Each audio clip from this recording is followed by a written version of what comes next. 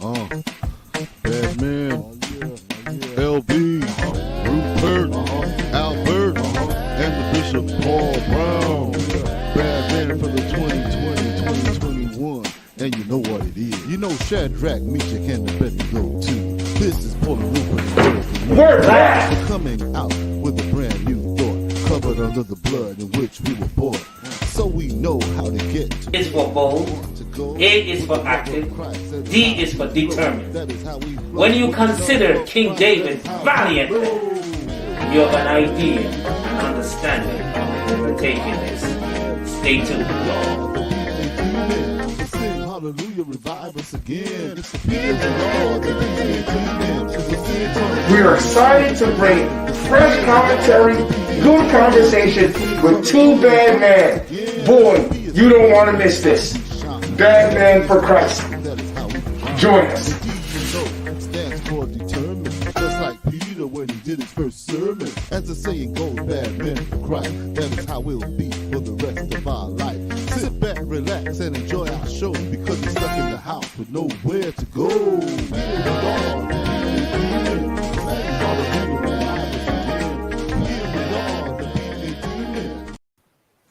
Welcome to our listening audience. Another edition of the Bad Man Show. Overseer, how are you doing? Bishop, I'm doing good. I'm glad to be back on another show, another day that God has made. As the Bible says, let us rejoice and be glad in it. So I'm glad, man. I'm glad. I'm happy for you. I'm happy for you. So how are your boys doing? They're doing. They are doing. They stopped Jesus into the Giants on yesterday. Woo, 44-20 something. I don't even know. It was good. It was a beautiful win. It was a beautiful win. Unfortunately, the Eagles won also. Yeah, but you know, it is what it is. I'm not worried about it though. But we're in first place in the division. Football for me right now is good. It can turn south anytime, but right now football is good. But what about you, man? What about you? How's everything going on your side? My side is good, Overseer. My side is good, and I mean, I'm just grateful for what God is doing. Thankful for His blessings, and just all around. I mean, God has been a tremendous blessing to all of us, and I'm just grateful. I'm thanking for health. I'm thanking for for what's happening, and of course, you know that we're in October. It's getting hot now. It's the season of the political climate is getting kind of hot. Yeah, and we're getting ready for that that election, November election, and you see, I'm a poll worker. I have been working the polls for the last several years. I don't want to quote a number because some of the times I'm off, and Mrs. Brown usually tell me, be careful of the numbers. But it's been several years now, and I take the opportunity to do the polls because I get the chance to meet people. So, it's going to be exciting. Yeah. But tonight we have a special guest. One of you remind me again that you met her. Yes. Miss Dice Davis, and she's gonna come on in, and we're gonna have an exciting conversation for our listening audience. So, Miss Davis, good evening and welcome to the Bad Man Show. Welcome. Hello, thank you for having me. I enjoyed that intro. Well, Miss Davis, why don't you take a few minutes, and talk us a bit about yourself, personal, professional, and then just introduce yourself to our audience. Sure. So I'm Dice Davis. I currently serve as Chief of Staff to a local state senator, Senator Gopal. I've been with the legislature for about 5 years. I started as an intern, worked my way up from intern to legislative aide to events coordinator to constituent services director, all the way up to chief of staff. So that was very exciting, and it was nice to see all the different aspects that a legislative office has. Prior to that, I'm a lifelong Neptune Township resident. I serve on several different boards, a couple within the township, and then a couple of nonprofit boards, both advisory and then regular boards of trustees. I got my start with the Mayor's Youth Advisory Cabinet in Neptune Township. It's a high school group that is focused on getting high schoolers involved in their community. So, you know, a lot of young people don't understand what voices that they have or that they even have a voice. So it encourages us to, you know, point out issues that are happening within our town. While I was a member, I saw that there were significant budget cuts, which resulted in the senior center not being able to have their annual Christmas party. So I led the charge to raise money and throw a Christmas party or holiday party for the seniors. It was a senior prom. We had a king and queen. They had the best time. I worked with our school so that we could host it within our cafeteria, and it was really great. So Wow. I've been a lifelong public servant, both as a teenager, as an adolescent, now as an adult. And I really love helping people and affecting change. Wow. So you said you went from intern to chief of staff in 5 years? Yeah. What? So you pretty much got promoted every year from what it sounds like, right? Yes, I held, if I'm counting intern, 1, 2, 3, 4, 5, 6 positions. So yeah, about every year. Wow, that is awesome. So Or you really, must actually be 7, because I was chief. I worked for the assembly members, who's the senator's running mates. So I initially worked for them. We have a joint office, so as constituent services director and constituent case manager. I worked for all 3 of them, and then I became deputy for the assembly members, and then I switched over to the Senate side and was deputy for about 6 months, and then became chief. And I celebrated my chief anniversary in August. So you must be really, really good at what you do, because that's not everybody doesn't take that quick route to do that. So so Bishop, we're talking to somebody who is excellent at their job. Wow. So I'm going to ask this question, because and as we told you, I might be a little bit off, so this might be go way off. Okay. So you, as a young African-American woman in this field, do you think that there is a ceiling that is going to stop you from going beyond, or do you think that politically you're okay? You can get to state, to federal, to wherever you want to go. Do you think that there's things holding you back, or do you think that no, it's open? I can tell any young lady, they get into this thing, they work hard, they can make it too. I think there's a ceiling that's going to try and stop me, but it's not going to. I can definitely say it's not been an easy road. I really lucked out in the people who I work for, who actually care about our growth and that they want us to, strive for bigger and better things, right? There's always another level for you to reach. But, I won't pretend that it's not hard. I am a minority in my field.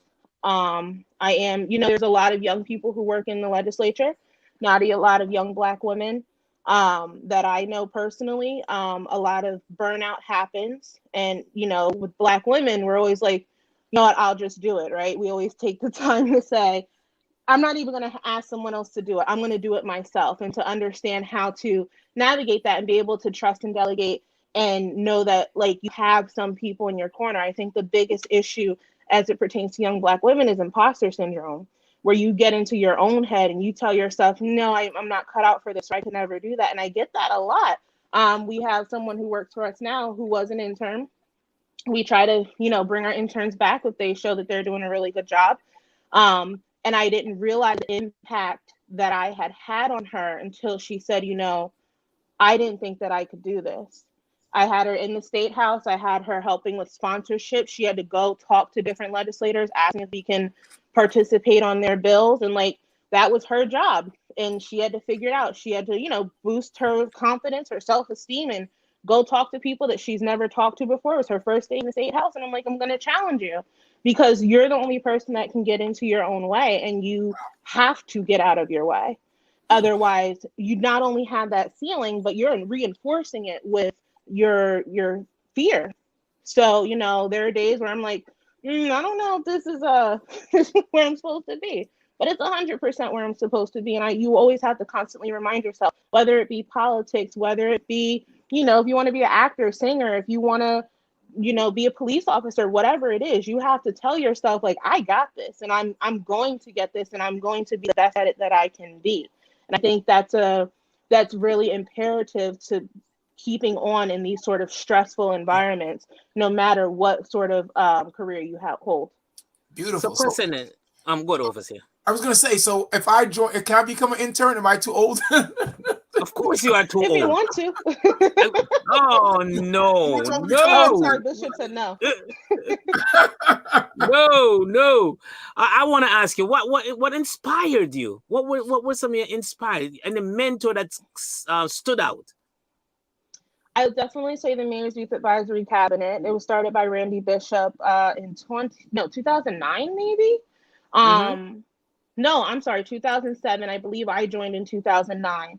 And I really liked seeing how dedicated he was to young people, because I really do like to work with young people and boost them and make sure that they know that they have somebody to rely on, because I think that a lot of times, especially in disadvantaged communities, a lot of people don't have that. And, I liked seeing the direct impact that we could have on somebody. I liked seeing that, like, I saw that the budgets were cut, and I said, you know what, I'm going to do this.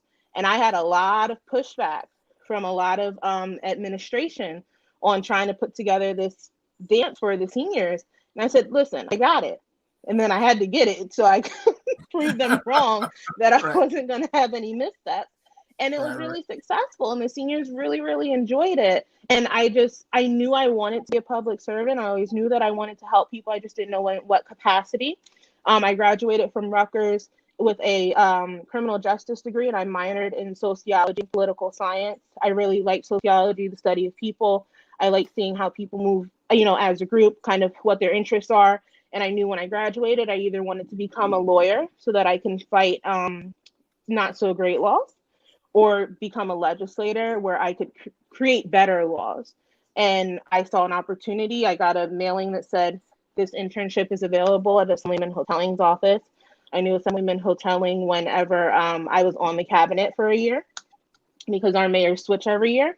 And I said, you know what, let's try it. Let's see how it is. And I never left, because I just loved it so much. And I loved being able to have a voice, because you don't think that you would have that in these sorts of spaces. Question. I got another question for you. No, this is more or less a national program. We're on Facebook, so the election is next month. Why vote? Why should anyone vote? You should vote because that impacts your everyday life. So I would say 2 years ago, I think it was, I was helping out on election day, and we have a group of people who come out, and they're paid to canvass, so they're paid to go knock on doors and tell people to vote. And it was election morning, and I said, all right, guys, whoever didn't get to vote this morning, I'll go take you, because it was first come, first serve. So everybody's in line at like 5 a.m. so that they can come in and get paid. They're like, we don't vote. And I said, what? You don't vote? And they said, no, we don't vote. I said, but you're telling other people to vote and you don't vote? And they said, no, we don't care. And I was like, I don't understand what's going on, right? And these are groups of people from very, very disadvantaged communities, people who I know struggle, who I've heard them talk, amongst themselves about their struggles and stuff. And I said, all right. I said, and they were like, well, why should we? So I said, even though you feel like on a national level, you don't have a direct impact, you do. Even though you feel like you're not seeing the results of what the votes are, you see them, especially on a local level. You should make an effort to vote on every election, because a lot of times we like to talk about this person isn't doing that and that person's not doing this, so my vote doesn't matter. But the fact that you're not voting helps put people you don't want into office, right? So when I really broke it down to them, I said, okay, you were just talking about how your food stamp allotment is very low, right? Who do you think makes those decisions? Your county freeholders, right? You go to social services at the county to go get your food stamps. So if you have people who are not working to correct what's existing, why are you allowing them to continue to be in office? Go vote, right? Or, we had an issue with another county site that didn't snow so great, right? These are the people responsible for that, and these are the people you're knocking on doors for. or it was for their opponents. But I'm like, you have to think about your day-to-day issues and what's really impacting you. On the state level in New Jersey, we have assembly members and we have senators, and they represent our districts. They're making decisions on your behalf in Trenton. Every decision we make can directly affect you. And it's seemingly small, right? There's a lake in a local town that really needs help. The constituents reached out to us. They said, this lake needs to be dredged. There's a lot of pollution in it. We need a lot of help, but there's no money. We are able to advocate to get them money so that their backyards are not being overpowered by this awful snow. It's also backed up to a park. So there are kids that are by this water that's like nasty. Like I saw it. It was gross. Never would ever think to step foot even anywhere near it. I didn't want to be near it, right? But a lot of people don't realize the power that they have in being able to vote for their local electeds and in being able to vote for your board of ed. We have a lot of complaints about how schools are run. But you should be electing the people who are running those schools. And if they're not doing the job you want them to do, it's time to elect them out. And I just think that we are hyper-focused on the national level. We're always hyper-focused on the presidential races. There are a lot of people who will only vote for president, if that. But you need to vote on the local level because those are the people that are having that immediate impact. The president has long-term impact, and he can help sway certain votes and pass certain legislation. But the people who can immediately do something are the people on your local level, your council, your fire commissioner, your board of ed, your state elected officials, all of those folks. So it's so important to vote. And if you don't vote, don't complain. I agree with you, Ms. Thais. And I think that what the problem is, a lot of people don't understand that states run the state. For most part, states run the state. The federal government runs the whole nation as a unit. They don't run it state by state. So it's even more important to vote locally for your state because, like you said, it's really effective. And in New Jersey, it's even more effective because New Jersey isn't dependent on the federal government. New Jersey has its own kind of government backing. So there's a lot more that the state can do itself because we're not depending upon federal dollars to do everything for us like some states do. So I think probably most people just don't understand that part of it, which is another issue why there should really, because we get taught in school, right, about the three branches of the government. Mm-hmm. You don't get taught anything about your local government and how it's run. And I think that, that's the reason why a lot of us don't really get in there and vote and say, wait a minute, I got to know about who's the assemblyman, who's the mayor, who's the council people, who's the governor, who's the senators, and all those things. We don't know. And I think a lot of it is because we weren't taught the importance of the local voting as much as the federal's important, but the local voting is even more so. So I agree with you.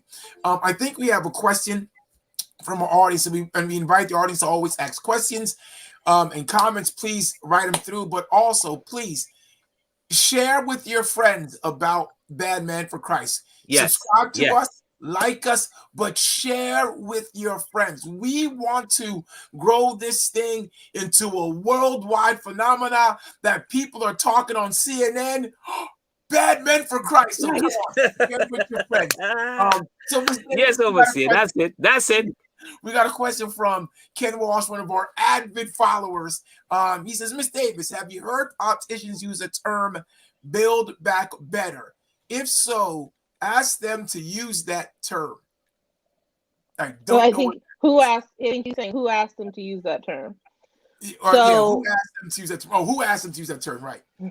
So I think a lot of politicians have taglines and they try to pick what sounds good. And I think that when we hear things that are kind of like off-putting, which I feel like you feel like this is a little off-putting, it's important to understand where they're coming from, right? So when President Trump was running for office, he was saying, "Make America Great Again." Right. And there was a lot of controversy around that statement. America is still great. America was never great. Why do we have to make it great, right? So I think it's really important to dive in and hear where they're coming from when they say that, because I think that like right now, a lot of politicians are using that sort of phrase, something similar, or we're coming back, or we're going to do better. But that's because of COVID. They want to rebuild after COVID, and they want to make sure that we are getting to a point that we're better than where we were. But when you just hear that phrase, it's kind of a question of like, well, what's better? What are you comparing it to? Is it better for everyone, or is it only better for certain groups of people? So I think feedback's important when you hear things that might be a little off-putting. So if you heard a politician say that and it's not your cup of tea, write a letter and just say, what do you mean by that, right? So that way you can have a better understanding as to where they're going with it.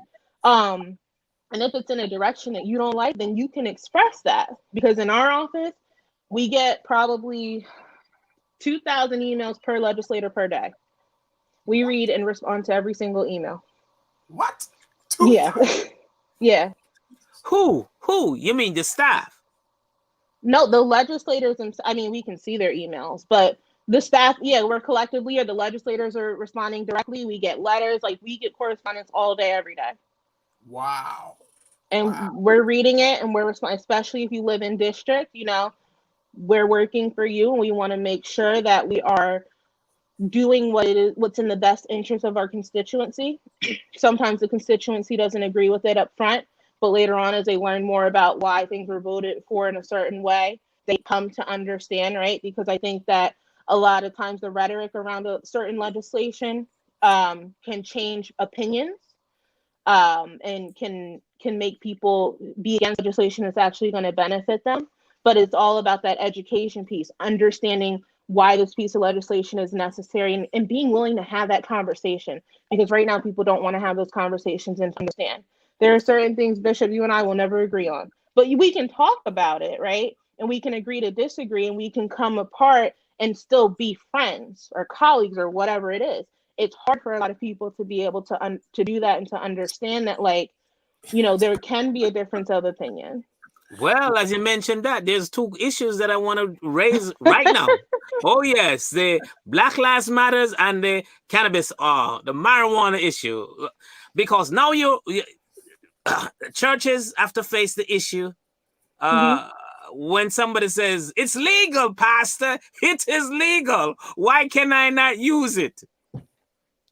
Well, which one we talk about first? Are we going to better talk about cannabis first or Black Lives Matter? Which one you want cannabis first? Do the cannabis first, because the Black Lives Matter may take up a little bit more time. No, I think cannabis may take up some time. So about a year ago, there was a referendum passed that legalized marijuana in the state of New Jersey. But with that legalization, there weren't the rules to accompany the regulation of it. So a lot of people, as soon as it passed, I saw on Facebook, I'm lighting up, I'm celebrating 420 today, I'm doing this, I'm doing that. And I privately messaged some people, and like, you can do that. However, you might have some issues, right? So there was still a framework that needed to be created and needed to be implemented, which was recently released in August, I think it was. I think it was early August. So there are rules and regulations as to who you can purchase from, how much you can purchase, what the costs are going to look like, what cultivation looks like, how many dispensaries might be able to be in a town. So you can't go to your local neighborhood drug dealer and say, I'm going to buy some, and they think it's legal. It's not. Don't do that. It's become a much more regulated profession, and you can still get in some trouble. Ideally, it's not supposed to be a lot of trouble, but we have to be aware that it's not a free-for-all now. And, you know, just because it's legal, there's still expected responsible use. I think that was one of the biggest hurdles, was determining what responsible use looked like. And if you're an adult, you should know what responsible use looks like. If you can responsibly take in alcohol, if you can responsibly, you know, gamble, things like that, you should be able to responsibly smoke marijuana. But we also know that people have issues with those two other items.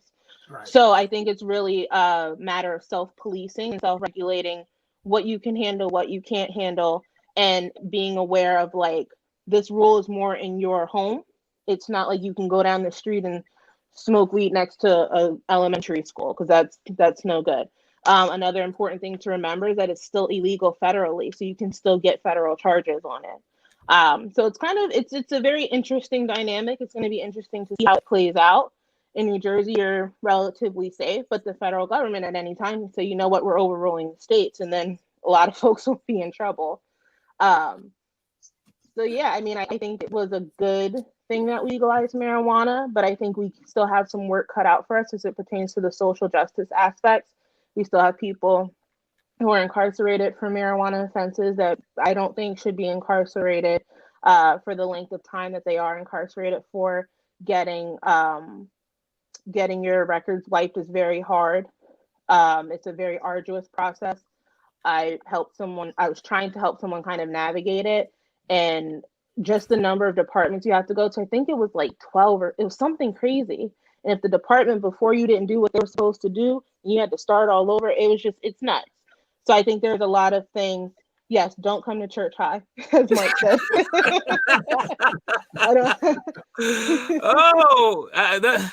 So Ms. Davis, so one of the things you just said that I thought was interesting, you said that the federal government can overturn it, but I thought that there are certain things the federal government can state, but states still have the right to say no. Sometimes they go to court. Like, for instance, masks now was a big deal in vaccinations. Mm-hmm. So states can always go to the court and say, well, no, this is the state. We want to do it this way.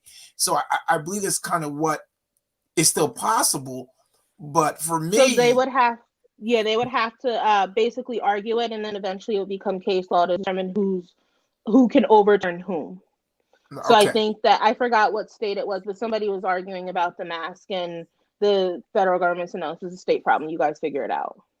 Right. Okay.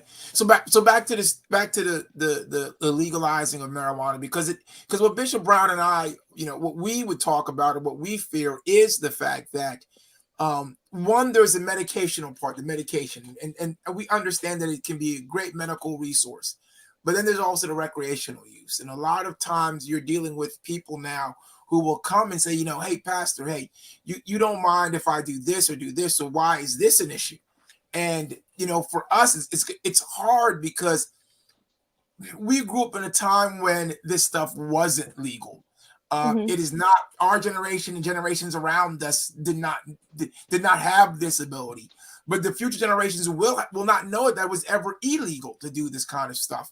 So how do you think that how do you think it's going to affect, if you have an opinion, how do you think it's going to affect, especially the young African American? Because we know, because you talk about incarceration, we understand, I shouldn't say no, but we understand that it seems as if African Americans get hit harder when it comes to the having possession of illegal substances than do the Caucasians. So explain to me what your thoughts may be on, hey, as a young person, this is what you may have to worry about. I know it's legal, but you may have to worry about this, because I will give me and Bishop some fodder to use to young people also.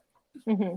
So I think that, first off, when you said, when someone comes to you and says, I can do this and this, but this isn't okay with you, I think those people that are coming to you and asking those sorts of questions are already partaking in marijuana, right? And they're just trying to feel you out to see how you are. I don't think we're going to have this new wave of people that, like, everybody's going to be around driving high and, be high at church, stuff like that. Like, if they were doing it, they're going to continue to do it. And I think that's just kind of opening the door for a lot of folks to not have the same issues. I would say, especially as Black and brown people, we just have to be really conscious. My mom always said that you have to work 10 times harder and 10 times better than anyone else, because you're under a microscope. If I forget to answer an email, I am judged way harder by the constituency than my previous male counterpart, right? Or if I'm a little bit more frank in my response, I'm being a word that I can't say on here. Right?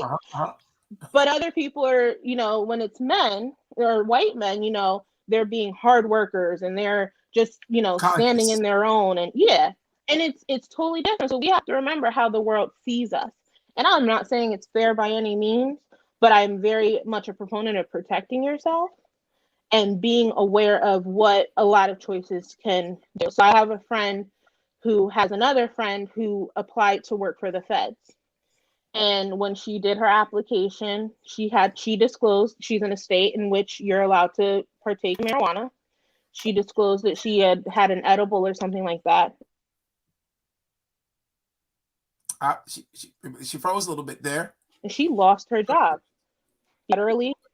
Yeah, Miss Alicia froze a little bit. Okay, what was the last part you heard? If you can, we got to the point where you said she ate an edible from that point. And because she disclosed on the federal application for the job that she had an edible, she was not able to have her job. She lost it because it's still legal federally. So you can still be penalized. I think you just have to be very conscious and know what the rules are, know what your rights are, and know that a lot of people may not be as educated in what their rights are. So it might be a fight to fight another day. I don't know if it's worth getting into a confrontation with a police officer or getting into a confrontation with your boss, right? Do your homework, have your homework, and be able to utilize that at another point in time when it's kind of like the time and place to do that. Because I think when sometimes it gets a little bit too real and it can escalate very quickly, and you don't want that sort of escalation to happen. You don't want to lose your job over something silly like that.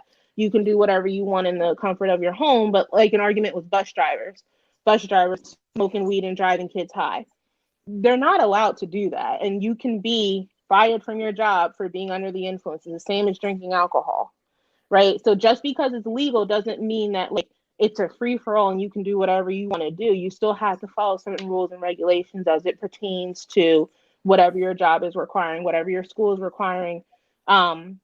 I'm a trustee for a local community college. There is zero tolerance for smoking. There's none. There's none. So, if you get caught, you're going to get in trouble. And it's whether it's weed, if it's tobacco, whatever. We don't have smoking on the campus. I know of the Black Lives Matter question up in holding out there, but before you even attempt that one, I want you to just share very quickly why you think it's important for young people to volunteer. Because I hear you say you're on this board volunteering, these boards volunteering, and I'm looking at the time that you are spending volunteering, like being paid for. If you could tell me why it's important to volunteer and how does volunteering have helped you to be where you are? So I think it's really important to volunteer and participate, because a lot of times, a lot of our boards or a lot of nonprofits, there's older folks on there, and it's a generation who may not understand what the generation right now needs and wants. So it's really important. Like, I mean, at this point, I kind of feel like I'm getting old to be sitting. I want like new blood. I want people to come in and like be able to have an opinion and be able to look at it in a different perspective. Because oftentimes, like, there'll be discussion like on the planning board. Bishop and I sit on the planning board together. There will be a discussion about something, and I'll come out of the blue like, did you ever think about this? Right? And it may not impact others on the board because they're not experiencing certain things in the same way that I am, but I know it affects a lot of young people. I know that the young people that I'm friends with on Facebook that are my age, they complain about this intersection all the time, right? Because this is the cut through that we all use. And to put, a new development there will be a huge problem. So just to have that kind of voice and be able to speak for others who have pointed out certain issues that may not be experienced by all, it's very, very important. And you also can network. I think networking has really helped me get to where I am, because I think between the cabinet and planning board, I was kind of able to catapult into the place where I am now, and be able to work with politics and be able to join additional boards and give this other perspective that I have, because I have direct experience with constituent casework. I see how arduous the food stamps application is and how arduous Medicaid is, and pointing out to people who might be more on the financial side of being on the board, who can donate a little bit more. They don't understand why people don't have their social security cards and why people don't have forms of ID. It's not unusual to see people who don't have that, right? To some folks, that's mind blowing. How do you not have like basic identification? But for others, it's lost. If they move around a lot, they might have lost it, or if they, they might have lost it in a fire. They didn't know how to get another one. It might have been destroyed, things like that. So I think it's really important to bring all sorts of different perspectives in so that we can have a better understanding as to how we can enhance the world that we live in now. Excellent. So we have a question. I think it's kind of for us, Bishop. Do the churches work together and create a block of votes, tens of thousands, and then contact folks like Miss Davis to get stuff done? The answer is equivocally yes, they do. It depends on the organization that you're part of. It depends on the churches, how you get together. There are things called letters. We did in our organization letters. You put a bunch of letters together. You put in a bag and you ship it to your representative, and they get tons of letters, and they're like, "Oh my God, what's going on?" And as Miss Davis said, thousands of emails come in. So churches do it. Not every church gets to be part of it. There are different church organizations that do it, but it is out there and it is being done. To answer that question, I don't know if Miss Davis, if you want to expand on that, because maybe you see it exactly, that you can say, and I'm guessing, I'm hoping that a lot of Black churches do it, Black-based churches, but I'm sure that the Jewish community does it. I'm sure that the Muslim community does it. I'm sure that the Indian community does it. But is there like a plethora, or is there one organization that does it more than others? Maybe the Catholics?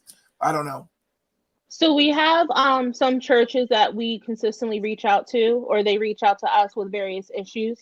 I got myself in trouble with Bishop in the beginning of COVID for testing, because I didn't call him right away so that we could offer testing and vaccinations at his church. And I got an earful and I learned my lesson. So Bishop's number 1 on my phone every time I call him. So it definitely. So coming together, really, there's power in numbers, there's power in voices. I would urge everyone to be respectful. Because I've experienced people who are very respectful. I've experienced people who aren't on a number of issues. And the ones who are a little bit more respectful sometimes do get more attention. If you're coming in and you're bashing me and you're 0 to 1,000, like right off the bat, and all I did was say hello, it's really hard to want to continue to work with someone who acts like that, right? But when you have someone else like Bishop, who's super passionate, he's like, I have all these people that need to get vaccinated. What are we doing? When are we doing it? And we can have that dialogue and talk to each other as human beings. It's easier to get things done, and it brings attention to a lot of issues that I don't even know exist.